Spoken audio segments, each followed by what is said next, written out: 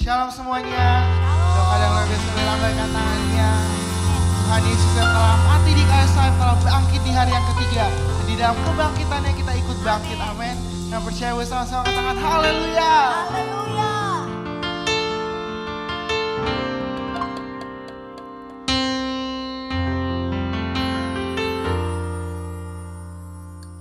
Because he lives,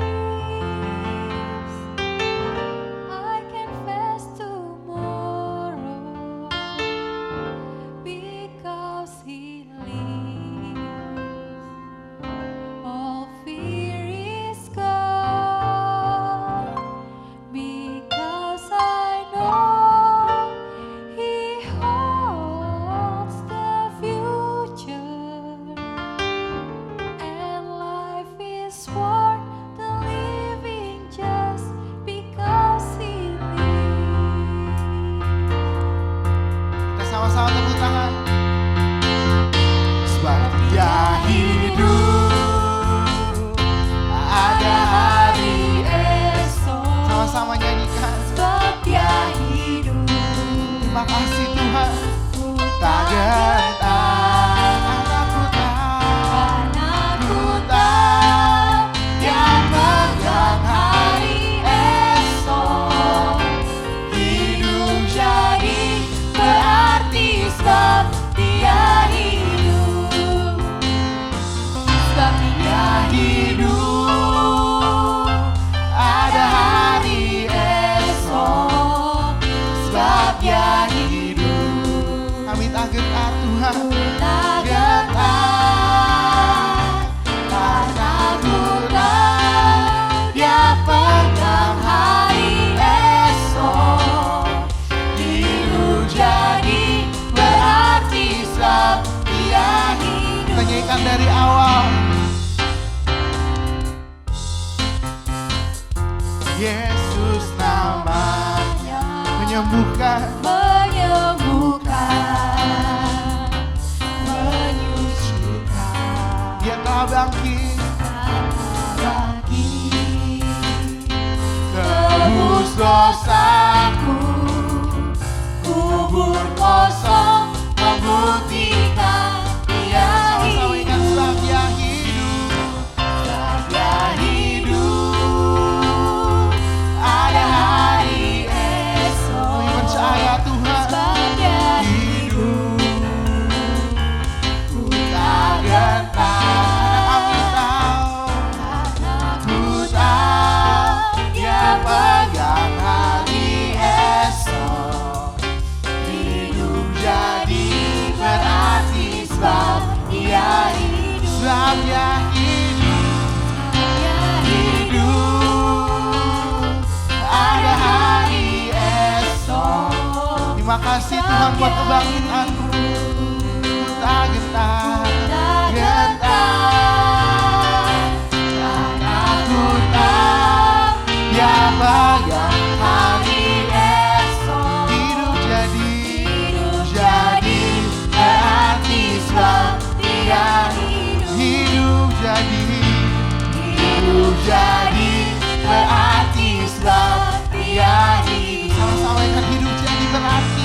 Hidup jadi berarti sebab Dia hidup. Kita sama-sama serukan haleluya. Terima kasih buat kebangkitan-Mu Tuhan. Kami akan hidup bersama dengan-Mu. Dia penebusku, Dia hiduplah.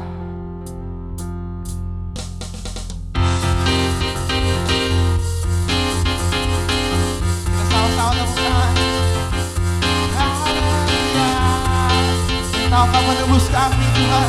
Tapi Kau telah hidup, Kau telah bangkit bagi kami. Ku tahu Dia penolongku, darahnya tebus dosaku. Ku yakin, Kami yakin Tuhan, ku yakin, dia angkat deritaku, sembuhkan sakitku. Ku yakin, kami yakin Tuhan. ku yakin, Bersama nyanyi panji. Oh, Dia akan menang atas setiap menebusku. Dia hiduplah, Dia menebusku. Dia hiduplah.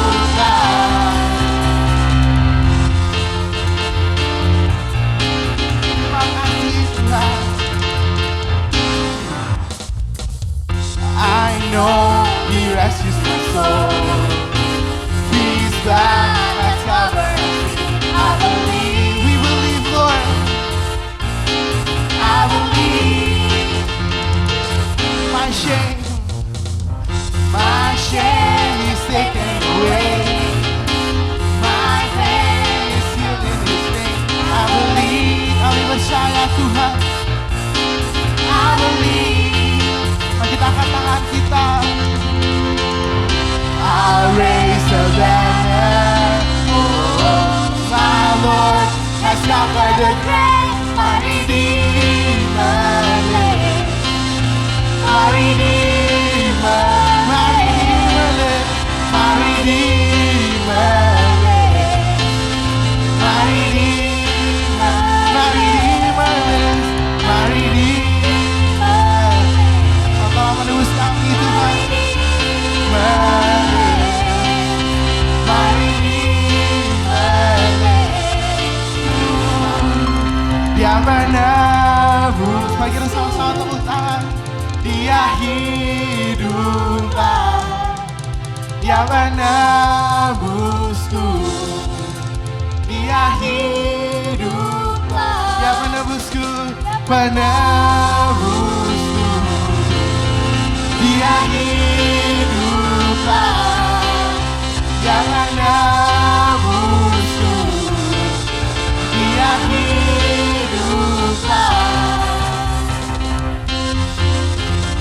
Haleluya. Terima kasih Tuhan telah menebus kami. Sama-sama sukan haleluya.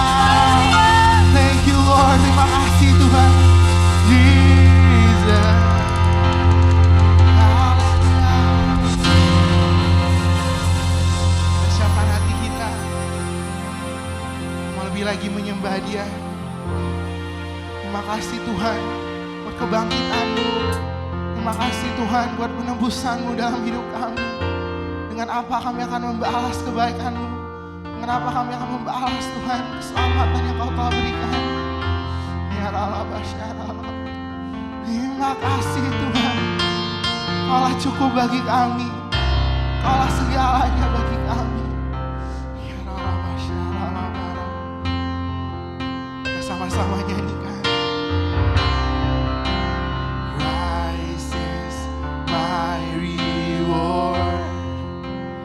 All of my devotion. Amen Tuhan. Now there's nothing in this world that could ever satisfy. Through every trial, my soul menyatakan Tuhan, no turning back. I've been set free. Sama-sama nyanyikan dengan segenap hatimu. Christ is enough for me. With all of your heart. Christ is enough. Lebih dari cukup bagi kami Tuhan. Everything I need is in. Everything I need. Everything I need. Christ my all in all. The joy of my salvation. And His hope will never fail. And His hope will never fail. Heaven is our home. Heaven is our home. Through every storm. Through every storm. My soul will sing.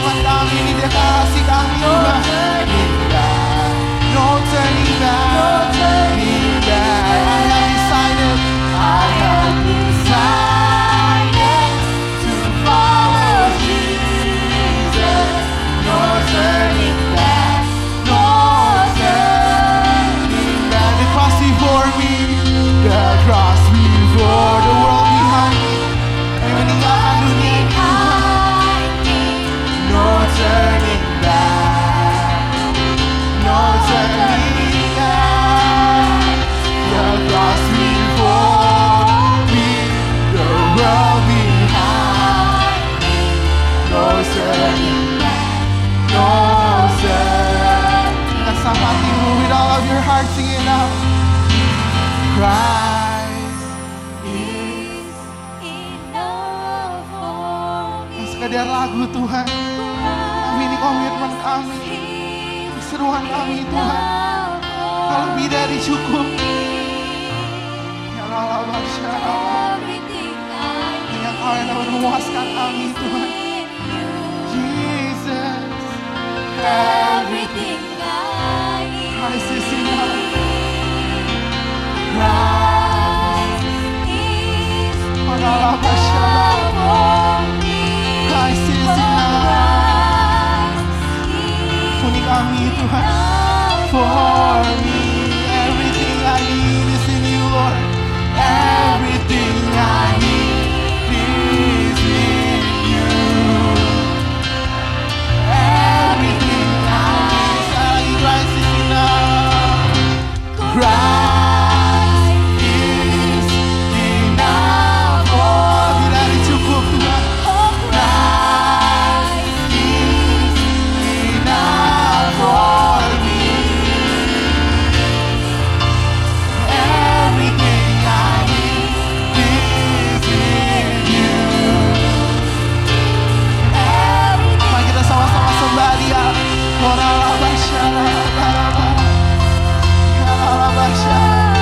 Ayo angkat suaramu. Lift up your voice, come on. Kita sembah Dia. Oh, kami kembali Tuhan. Kembali dalam hadirat-Mu.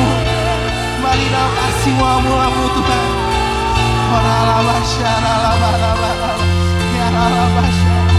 Jesus, hallelujah.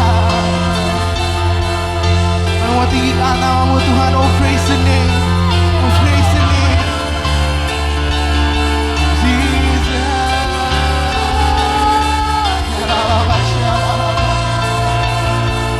Mari kita sama-sama nyanyikan Dan on the Turf.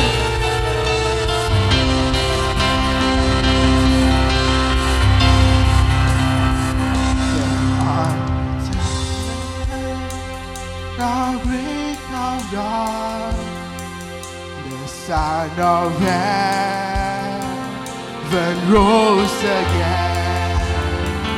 Oh, triumph of death, where is your sting? The angels roar for Christ. Sekali lagi dan on the turn.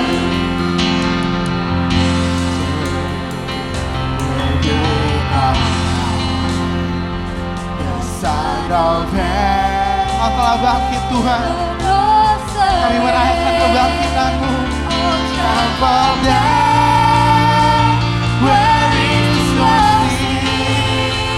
The angels roar for Christ.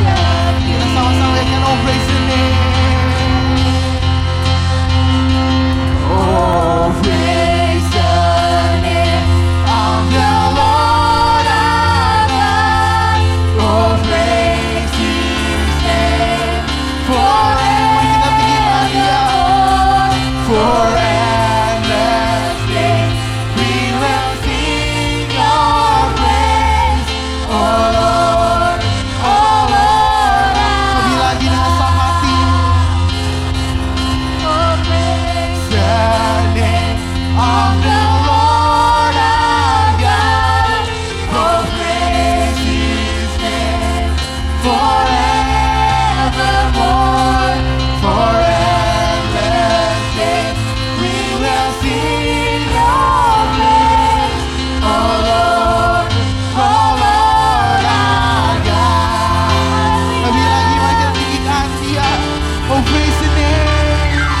Oh praise the name of the Lord our God. Mari kita tinggikan Dia dengan seluruh hatimu. Forevermore, for endless days, we will sing Your praise. Oh Lord, lebih lagi. Oh praise the name of the Lord, we glorify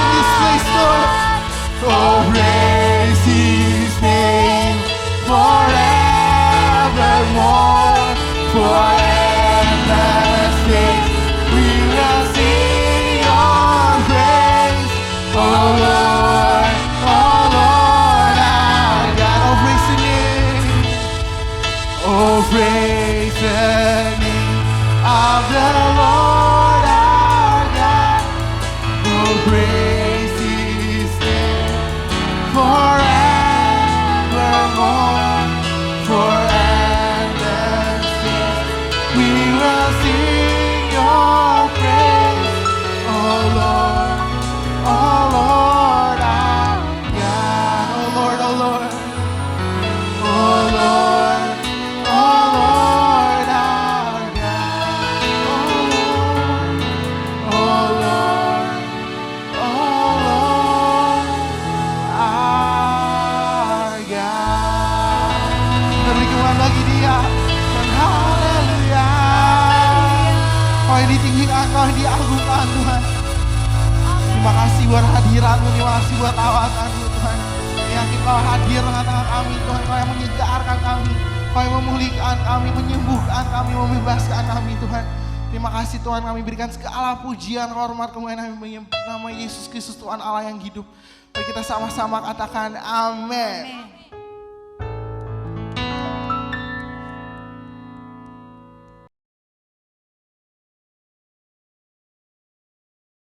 Shalom Bapak Saudara, selamat hari Minggu.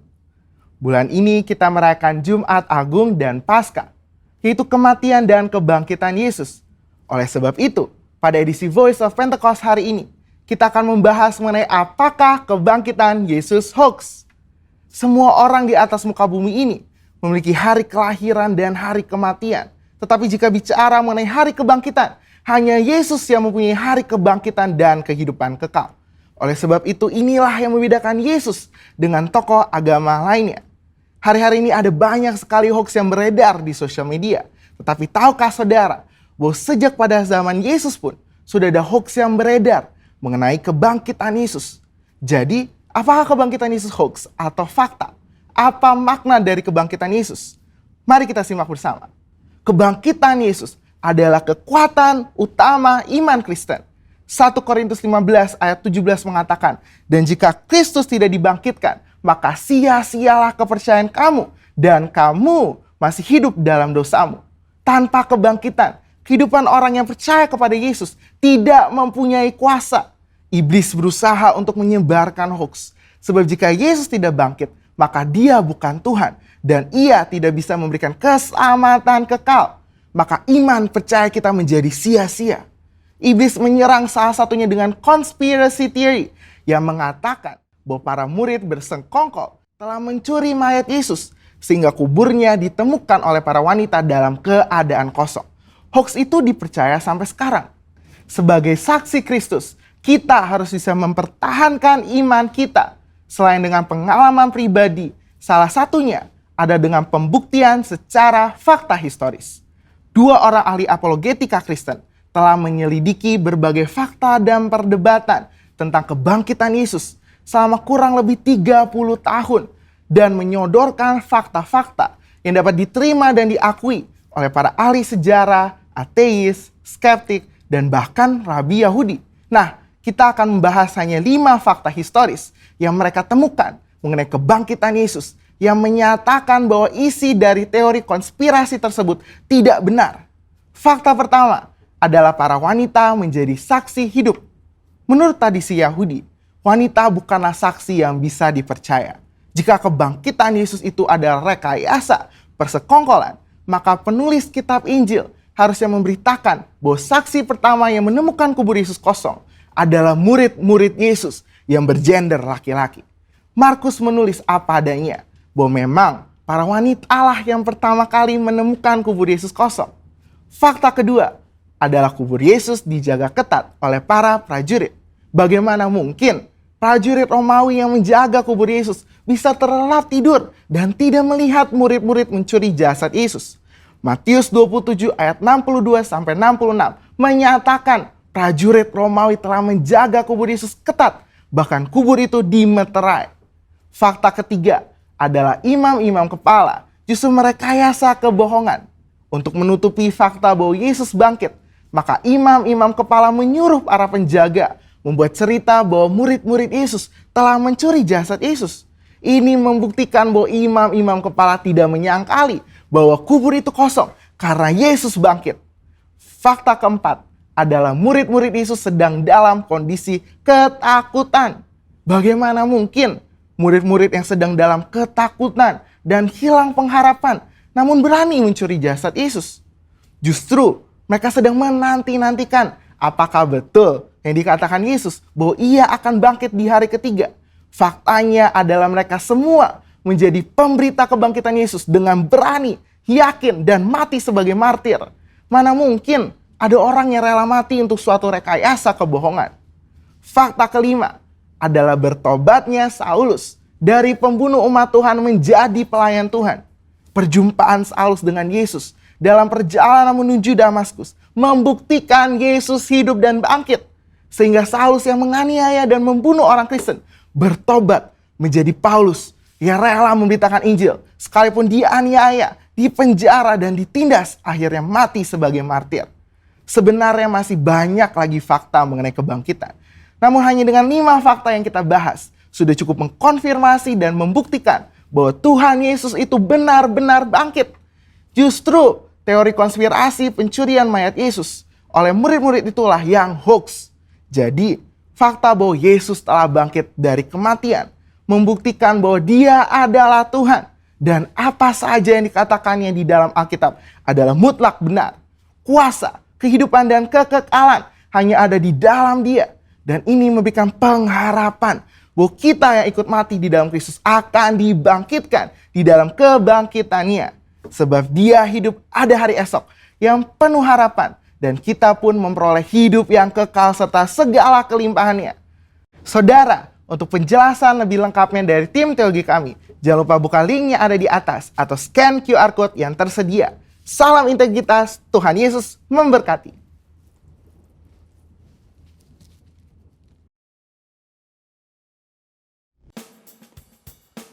Apa yang dimaksudkan dengan Pentakosta ketiga? Api Pentakosta menyala, api Pentakosta menyala, api, api, api, api, api, api Pentakosta ketiga. Deklarasi Pentakosta ketiga. 1. Pentakosta ketiga adalah pencurahan Roh Kudus yang dahsyat di zaman ini, melebihi yang terjadi di Azusa Street. 2. Pentakosta ketiga akan mengakibatkan penuaian jiwa yang terbesar dan yang terakhir sebelum Tuhan Yesus datang kembali. 3. Pentakosta ketiga akan membangkitkan generasi Yeremia, yaitu anak-anak muda yang dipenuhi Roh Kudus, cinta mati-matian kepada Tuhan Yesus, tidak kompromi terhadap dosa, dan akan bergerak untuk memenangkan jiwa. 4. Pentakosta ketiga lahir di Indonesia dan akan bergerak ke bangsa-bangsa. Gerakan ini dari timur ke barat dan akan kembali ke Yerusalem. 5. Pentakosta ketiga akan memberikan kuasa untuk menyelesaikan amanat agung, dan setelah itu Tuhan Yesus datang kembali. Salam miracle. Tuhan Yesus Kristus adalah masternya miracle. Di dalam Tuhan Yesus kita bisa menerima dan menjadi alat miracle mujizatnya. Pada kesempatan saat ini kita akan belajar bersama dari nats kita Roma 8 ayat 28 dengan tema bangkit dari titik nadir. Saya ulangi, bangkit dari titik nadir. Kita akan lihat nats kita bersama-sama Roma 8 ayat 28. Ini surat Rasul Paulus kepada jemaat di Roma. Di Roma Paulus dipenjara, siap-siap menghadapi hukuman mati. Namun dia tetap bangkit, memberi kekuatan iman kepada jemaat di Roma. Kita tahu sekarang bahwa Allah turut bekerja dalam segala sesuatu untuk mendatangkan kebaikan bagi mereka yang mengasihi Dia, yaitu bagi mereka yang terpanggil sesuai dengan rencana Allah. Wow, keren banget. Bahwa Tuhan mengerti, Tuhan turut bekerja dalam segala sesuatu. Tetapi ada yang menarik bagi mereka yang mengasihi Dia dan yang terpanggil sesuai dengan rencana Allah. Dari Roma 8 ayat 28 ini kita belajar bersama bahwa kita tahu sekarang kita tahu bahwa Allah turut bekerja dalam segala sesuatu untuk mendatangkan kebaikan. Semua untuk kebaikan bagi mereka yang mengasihi Tuhan. Yaitu mereka yang terpanggil sesuai dengan rencana Allah.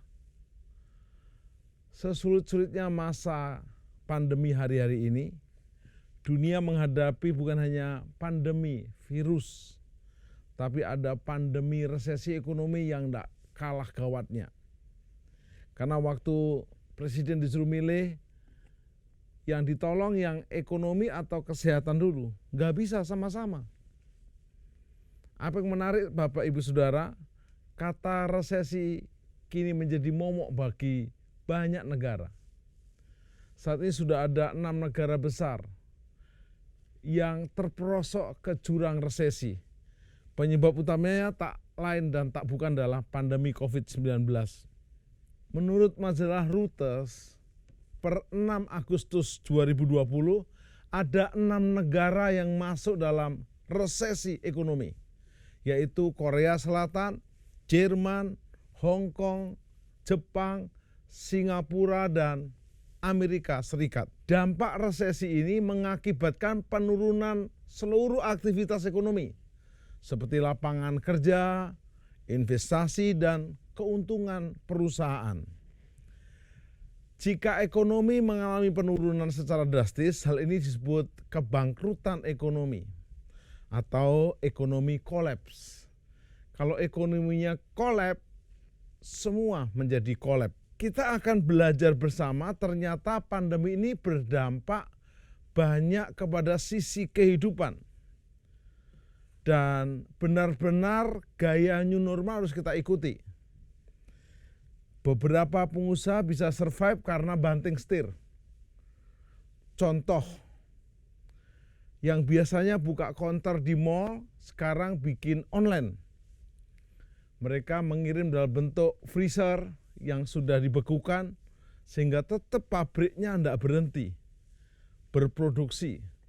Mereka biasa di bidang yang lain yang nggak diperlukan secara mendesak, pindah kepada obat-obatan, makanan yang tentu terus berjalan. Tidak hanya gaya hidup yang sesuai protokoler untuk melawan COVID, namun juga dari sisi ekonomi harus kreatif. Bahkan mohon maaf, pelayanan gereja pun harus kreatif. Sekarang hari-hari ini kami mulai bergerak dalam pelayanan online. Bukan hanya via sosial media, yaitu YouTube, Instagram, Facebook, website, dan kawan-kawannya. Kami juga bikin ibadah lewat Zoom, sekolah, pemuritan, bahkan mendoakan orang sakit, kesembuhan lewat online. Banyak yang terdampak PHK massal. Mereka kehilangan yang namanya gaji bulanan. Perusahaan kehilangan omset. Bahkan sebagian besar terlilit utang. Tidak bisa membayar cicilan hutang. Namun justru ada yang bisa kita gali. Ketika manusia jatuh ke dalam titik nadir yang terendahnya, kita bisa untuk belajar bersama. Banyak dari kita pernah masuk dalam titik terendah, titik nadir. Ada sebagian yang bisa menerimanya dan bangkit. Namun tidak sedikit yang mulai linglung, bingung. Sebagian bahkan agak gila. Saya belum berani bilang gila. Ada yang mencoba pengen mengakhiri kehidupannya. Bahkan bertindak hal-hal yang tidak normal. Tetapi pada saat ini kita akan belajar dari 4 tokoh Alkitab yang hidup dalam titik terendah, titik nadir mereka. namun mereka bisa bangkit. Wow. Tokoh yang pertama adalah Yusuf. Yusuf ini bahasa Inggrisnya Joseph. Artinya Tuhan menambah-nambahkan. Kisah Yusuf pada Kejadian pasal 41 mulai 43 dikatakan, lalu Fir'aun menyuruh menaikkan Yusuf ke dalam keretanya yang kedua. Dan berserulah orang di hadapan Yusuf, hormat. Demikianlah Yusuf dilantik oleh Fir'aun menjadi kuasa atas seluruh tanah Mesir. Ini terjadi tidak langsung instan. Yusuf kira-kira mimpi menjadi Perdana Menteri, menjadi orang yang diangkat Tuhan, di mana dia melihat ikatan gandumnya disembah sujud oleh ikatan gandum kakak-kakaknya dan juga satu adiknya, di mana dia melihat 11 bintang, bulan dan bintang mewakili saudaranya juga bapak dan ibunya sujud kepadanya. Ini enggak masuk akal. Ini kira-kira Yusuf diberi mimpi waktu umur 17 tahun. Hari ini mimpi, besok masuk sumur. Besok dijual jadi budak. Besoknya menjadi tawanan, masuk penjara. Total prosesnya 13 tahun. Titik terendahnya Yusuf adalah dari anak kesayangan si Yakub dan Rahel tentunya. Dia difitnah oleh abangnya sendiri. Oleh kokonya sendiri dari kode, kongah, koli. Semuanya. Dia dijual menjadi budak. Akhirnya digoda oleh Tante Potifar. Tidak berhasil dan dia kuat imannya. Yusuf berkata begini, Tante Potifar, saya ini menjadi manajer rumah tangga ini karena Om Potifar. Jadi saya menghormati tante, juga menghormati Om. Semua di rumah ini dalam kuasaku. Karena Om Potifar memberi percaya kepadaku sebagai manajer rumah tangga ini. Tapi khusus engkau, Tante Potifar, engkau tidak dalam kuasaku. Tapi kata Tante Potifar, enggak apa-apa lah sekali-sekali kita main ding-dong. Ding-dong itu dong-ding gitu kira-kira. Waktu itu Om Potifar keluar kota, pembantu asistennya keluar desa mungkin, sepi. Yusuf didesak. Tapi akhirnya Tante Potifar memfitnah Yusuf masuk penjara. Apakah nasibnya Yusuf selesai? Yusuf pernah ditolong waktu masuk ke sumur. Sekarang juga pasti ditolong. Ada yang menarik, kita harus bangkit. Dan akhirnya keluar dari penjara, Yusuf diangkat menjadi nomor 2 orang terpenting di Mesir. Karena apa? Yusuf di titik nadir paling bawah, dia tetap bertahan. Dia punya daya indulgen yang sangat kuat. Andalah Yusufnya Tuhan di akhir zaman ini. Yang kedua, Daniel. Daniel 6 ayat 28. Dan Daniel ini mempunyai kedudukan tinggi pada zaman pemerintahan Darius. Dan pada zaman pemerintahan Kores orang Persia itu. Daniel turut dibuang ke Babel oleh Raja Nebukadnezar. Raja yang mengangkut Israel ke pembuangan. Ia dipakai dan diangkat oleh Nebukadnezar sebagai pejabat. Sebagai ahli dalam hal menasehati raja untuk hal yang penting. Menjadi orang bijak. Tetapi Daniel sempat tertekan. Sempat di titik nadir. Karena waktu peralihan jabatan dari Nebukadnezar kepada raja-raja Media dan Persia, dia sempat juga menghadapi yang namanya tekanan-tekanan. Tapi akhirnya Daniel diangkat. Dikatakan Daniel diangkat menjadi orang kedua di Media, di Persia. Apa yang terjadi? Anda perlu tahu, rajanya ganti, Perdana Menterinya yang namanya Daniel tidak ganti-ganti. Tapi apa proses yang dihadapi Daniel? Daniel dilemparkan ke gua singa. Daniel akhirnya diangkat karena dia pernah memasuki namanya gua doa. Di dalamnya ada singa-singa. Beberapa orang tanya sama saya, yang kritis tentunya, kok Daniel berani tetap berdoa di gua singa? Ingat, dia termasuk difitnah dimasukkan gua singa. Dia dalam posisi yang benar, dia berdoa pagi, siang, dan petang menghadap ke Yerusalem. Memegang janji daripada Tuhan Allahnya bahwa orang pilihan Allah Israel akan kembali ke tanah perjanjian. Waktu dia diancam, barang siapa yang masih berdoa selain kepada Kaisar akan dimasukkan, dijebloskan ke gua singa, dia enggak gentar. Ini sekualitas dengan Sadrah, Mesyar, dan Abednego yang dimasukkan ke dapur api yang menyala-nyala. Apa yang menarik? Daniel masuk dan bukan singa menguasai Daniel, Daniel menguasai singa.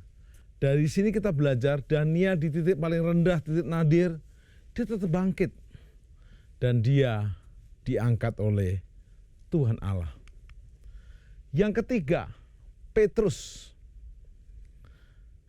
Matius 16:18 berkata, dan aku pun berkata kepadamu, ini perkataan Yesus kepada Petrus, engkau adalah Petrus, dan di atas batu karang ini aku akan mendirikan jemaatku, dan alam maut tidak akan menguasainya. Bahasa Yunaninya Petrus adalah Petros. Dan di atas batu karang, ini Petra, dan di atas Petra ini aku mendirikan jemaatku. Jadi ingat, Petrus batu karang kecil, Petra batu karang besar. Hai batu karang kecil, memang kecil tapi batu karang. Bersama Petra batu karang besar, aku akan mendirikan jemaatku dan alam maut tidak akan menguasainya. Keren habis. Waktu Petrus sudah menyangkal 3 kali, Petrus kehilangan muka. Bahkan di Yohanes 21, Yesus melihat Petrus meninggalkan panggilan pelayanannya. Petrus mengajak 7 murid utama lainnya untuk mencari ikan. Tetapi yang terjadi, Petrus tetap dikasih oleh Yesus. Yesus berkata, "Hai anak-anak, adakah engkau punya lauk pauk? Tebarkan jalamu di sebelah kanan." Dan ada 153 ekor ikan yang besar-besar. Jalannya tidak koyak. Dan Yesus berkata, apakah engkau mengasihi aku lebih dari yang lain? Petrus berkata, yes Lord, ya Tuhan. Aku mengasihi engkau lebih dari yang lain. Apa jadinya? Dia mengasihi karena dia mau bangkit. Yesus tidak marah. Yesus tidak memecat Petrus. Saudara, pandemi ini diizinkan bukan untuk memecat kita, bukan Tuhan meninggalkan kita. Ini ujian untuk iman kita agar bangkit.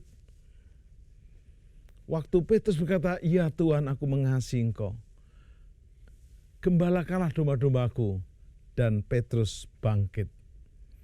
Saya ajak Bapak Ibu Saudara, hari-hari ini di era pandemi yang juga belum selesai, jangan kecil hati, jangan tawar hati, jangan bimbang hati. Kuatkan hatimu. Bangkit dari titik nadir yang seperti ini untuk engkau pegang janji Tuhan. Sekali-sekali Tuhan tidak pernah meninggalkan engkau. Bangkit dan percayalah, pegang janjinya. Kita lanjutkan. Yang keempat, Rasul Yohanes. Siapa yang tidak kenal? Menurut tradisi, dari 12 murid Yesus, 11-nya mati syahid. Walaupun Yudas digantikan Matias, Matias ikut mati syahid. Thomas dikuliti di India. Yakobus dipenggal kepalanya. Petrus disalib kepala di bawah di Roma. Semua murid-muridnya mati syahid, kecuali satu murid yang namanya Yohanes. Yohanes ini sempat digoreng di dalam penggorengan minyak mendidih di Roma. Namun karena Tuhan masih ingin memakai Rasul Yohanes, keajaiban terjadi. Sehingga dia tetap hidup sekalipun digoreng dalam minyak yang panas dan mendidih. Tetapi dia dibuang di Pulau Patmos. Apa yang menarik? Pulau Patmos ini pulau batu. Tidak ada hasil bumi, tidak ada hasil gas atau emas. Tetapi yang menarik, pulau ini hidup. Pulau ini hidup karena menjadi kota wisata dunia. Seluruh dunia datang ke Pulau Patmos karena pernah ada Yohanes di sana. Anda bisa bayangkan, Yohanes ketemu Tuhan di pulau itu karena Tuhan mau memberikan wahyu. Maka ada 22 pasal wahyu. Yohanes tetap bangkit dari titik nadir paling bawah. Dan apa yang menarik, dia memberitakan firman-Nya. Bukan hanya wahyu, tapi juga surat Yohanes. Rasul Yohanes mendapatkan penglihatan dan pewahyuan dan menuliskannya menjadi kitab wahyu yang sekarang menjadi kitab terakhir di Alkitab. Ada 22 pasal. Kita akan naikkan pujian ini. Pujian ini kita ambil dari penulis yang luar biasa, dari Ibu Crosby. Sama kita nyanyikan, Yesus Juru Selamatku, dengar doaku.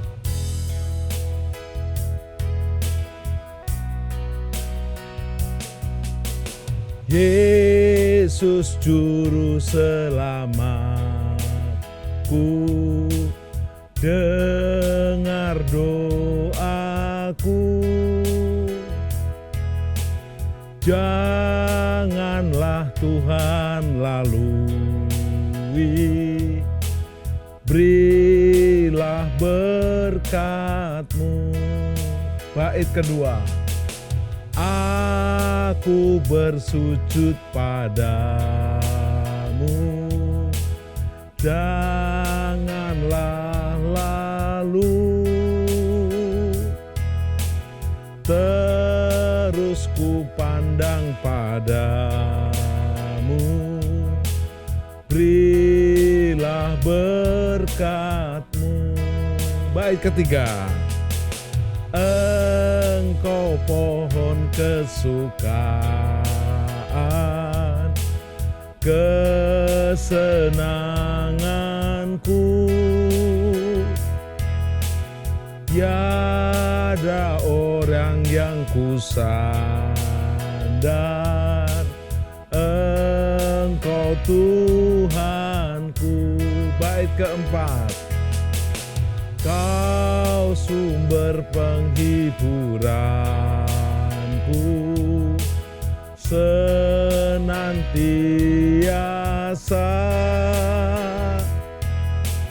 ku minta Tuhan beserta selama-lamanya, bersama-sama. Yesus, Yesus, dengar doaku. Jangan Engkau lalui,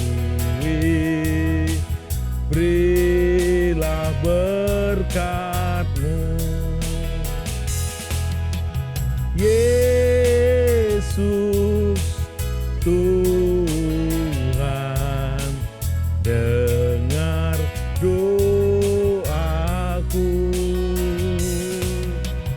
Janganlah Engkau lalui, berilah berkat-Mu. Ada langkah-langkah untuk kita boleh bangkit dari titik nadir yang paling rendah. Bangkit dari titik yang terendah, titik nadir. Nomor satu adalah akui diri. Akui diri di sini adalah saya dan saudara jujur dan sadar bahwa diri kita lemah dan tidak berdaya dan membutuhkan bantuan. Mazmur 139 ayat 14 dan 16 berkata, Aku bersyukur kepadamu oleh karena kejadianku dahsyat dan ajaib. Ajaib apa yang kau buat dan jiwaku benar-benar menyadarinya. Matamu melihat selagi aku bakal anak.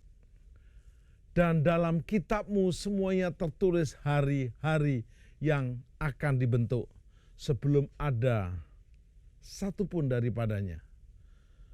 Hari-hari ini Tuhan tidak pernah meninggalkan kita. Dia terus menyertai, memimpin dan memberkati kita. Pastikan Anda dan saya terus berjalan dalam rencananya yang besar. Yang kedua, bangkit dari titik terendah. Bangkit dari titik nadir. Akui Tuhan.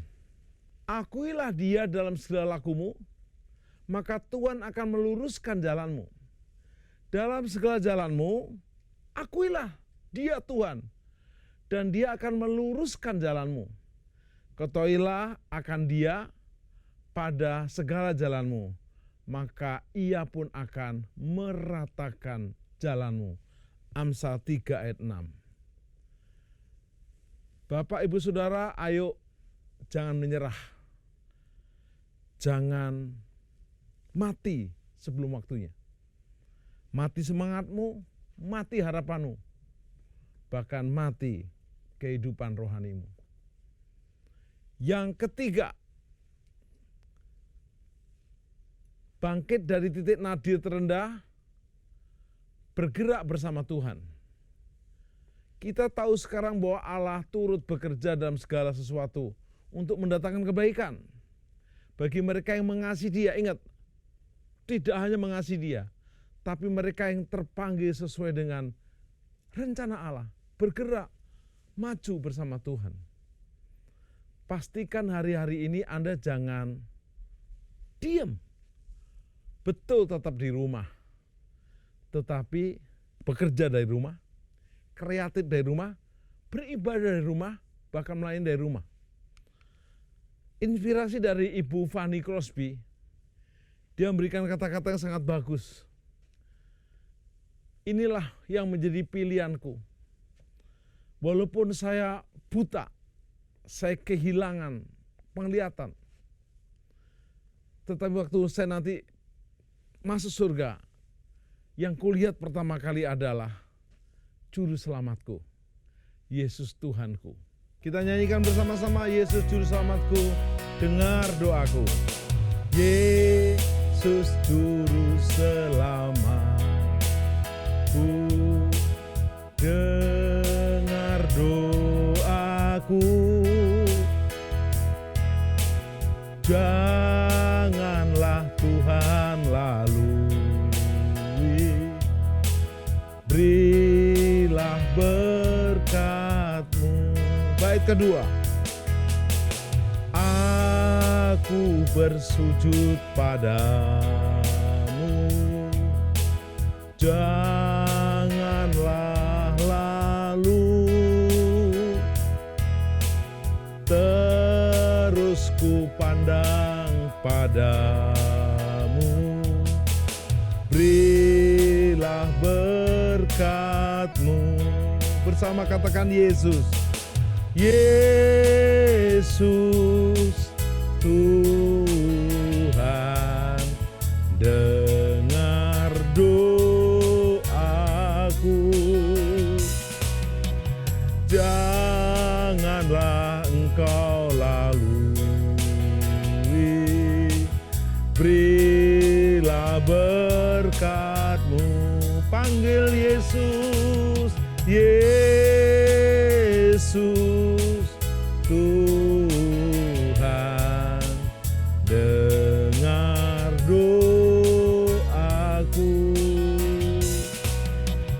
Janganlah Engkau lalui, berilah berkat-Mu, berilah berkat-Mu. Terima kasih, terima kasih. Tokoh-tokoh Alkitab pernah mengalami masa di titik yang paling terendah. Baik Yusuf, baik Daniel, baik Petrus, baik Yohanes. Mereka tidak menyerah dengan keadaan mereka di titik yang paling terendah. tapi mereka berani bangkit. Kami juga mau belajar dan bangkit. Bahkan Yesus sendiri pernah di Taman Getsemani. Yesus pernah berkata, kalau Bapa izinkan, lalukan cawan ini, tapi bukan kehendakku yang jadi, tapi kehendakmu. Jangan menyerah, belum selesai. Pandemi kau hadapi untuk menguji imanmu. Bagi saudara yang belum bertobat, bertobatlah hari ini. Bagi saudara yang terhilang, kembalilah ke rumah Bapa dalam pertobatan untuk kau diperbaharui. Jadikan Yesus juru selamat dan Tuhanmu seperti Kisah Rasul 16 ayat 31. Percayalah kepada Yesus, maka engkau dan seisi rumahmu diselamatkan. Terima kasih Bapa Surgawi, kami telah memiliki keselamatan, kesembuhan, bahkan janji keselamatan masuk surga selamanya. Di dalam Yesus yang adalah jalan, kebenaran, dan hidup seperti Yohanes 14 ayat 6. Dalam berkat Bapa Surgawi, Tuhan Yesus dan Roh Kudus, dalam nama Tuhan Yesus Tritunggal yang Esa. Amin. Deklarasi iman Mazmur 91 dalam lindungan Allah. Orang yang duduk dalam lindungan yang maha tinggi dan bermalam dalam naungan yang maha kuasa akan berkata kepada Tuhan, tempat perlindunganku dan kubu pertahananku, Allahku yang kupercayai. Sungguh, Dialah yang akan melepaskan engkau dari jerat penangkap burung, dari penyakit sampar yang busuk. Dengan kepaknya ia akan menudungi engkau, di bawah sayapnya engkau akan berlindung. Kesetiaannya ialah perisai dan pagar tembok. Engkau tak usah takut terhadap kedahsyatan malam, terhadap panah yang terbang di waktu siang, terhadap penyakit sampar yang berjalan di dalam gelap, terhadap penyakit menular yang mengamuk di waktu petang. Walau 1.000 orang rebah di sisimu dan 10.000 rebah di sebelah kananmu, tetapi itu tidak akan menimpamu. Engkau hanya menontonnya dengan matamu sendiri dan melihat pembalasan terhadap orang-orang fasik. Sebab Tuhan ialah tempat perlindunganmu, yang maha tinggi telah kau buat tempat perteduhanmu. Malapetaka tidak akan menimpa kamu, dan tulah tidak akan mendekat kepada kemahmu. Sebab malaikat-malaikatnya akan diperintahkannya kepadamu untuk menjaga engkau di segala jalanmu. Mereka akan menatang engkau di atas tangannya, supaya kakimu jangan terantuk kepada batu. Singa dan ular tedung akan kau langkai. Engkau akan menginjak anak singa dan ular naga. Sungguh hatinya melekat kepadaku, maka aku akan meluputkannya. Aku akan membentenginya, sebab ia mengenal namaku. Bila ia berseru kepadaku, aku akan menjawab. Aku akan menyertai dia dalam kesesakan. Aku akan meluputkannya dan memuliakannya. Dengan panjang umur akan kukenyangkan dia dan akan kuperlihatkan kepadanya keselamatan daripadaku. Mazmur 91, dalam lindungan Allah, Bapa Surgawi, Yesus Kristus dan Roh Kudus.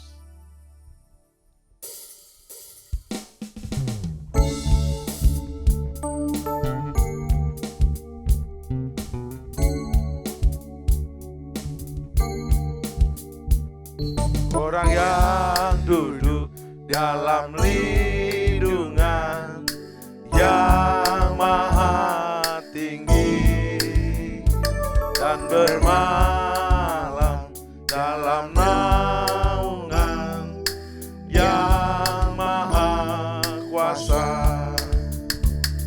akan berkata kepada Tuhan tempat perlindunganku dan kubu pertahananku, Allahku yang ku percayai.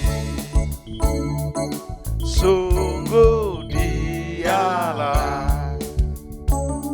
yang akan melepaskan engkau dari jerat penangkap burung, dari penyakit sampar yang busuk. Dengan gempanya Ia akan menudungi engkau, di bawah sayapnya engkau akan berlindung.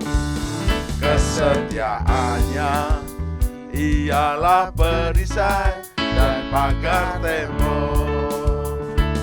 Engkau tak usah takut terhadap kedahsyatan malam, terhadap panah yang terbang di waktu siang, terhadap penyakit sampar yang berjalan di dalam gelap, terhadap penyakit menular yang mengamuk di waktu petang. Walau seribu orang rebah di sisimu dan 10.000 di sebelah kananmu, tetapi itu tidak akan menimpamu. Engkau hanya menontonnya dengan matamu sendiri dan melihat pembalasan terhadap orang-orang fasik. Sebab Tuhan ialah tempat perlindunganmu, yang maha tinggi telah kau buat tempat perteduhanmu.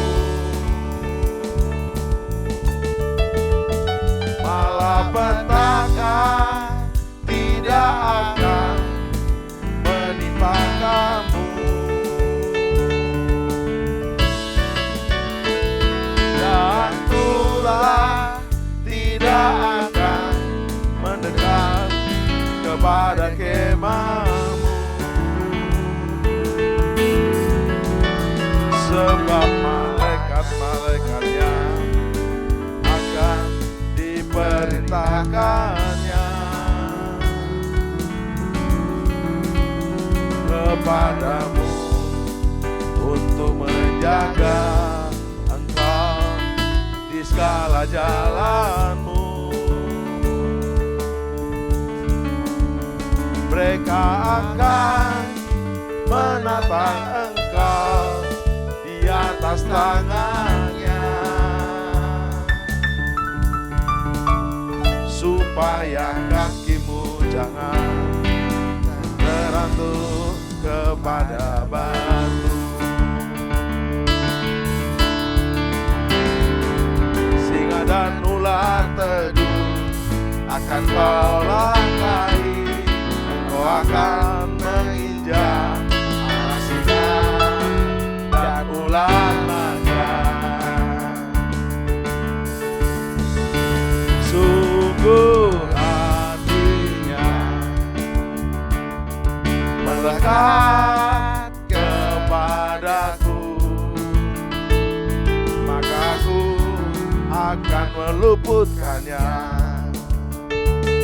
Aku akan membentenginya, sebab dia mengenal namaku. Bila ia berseru kepadaku, aku akan menjawab. Aku akan menyertai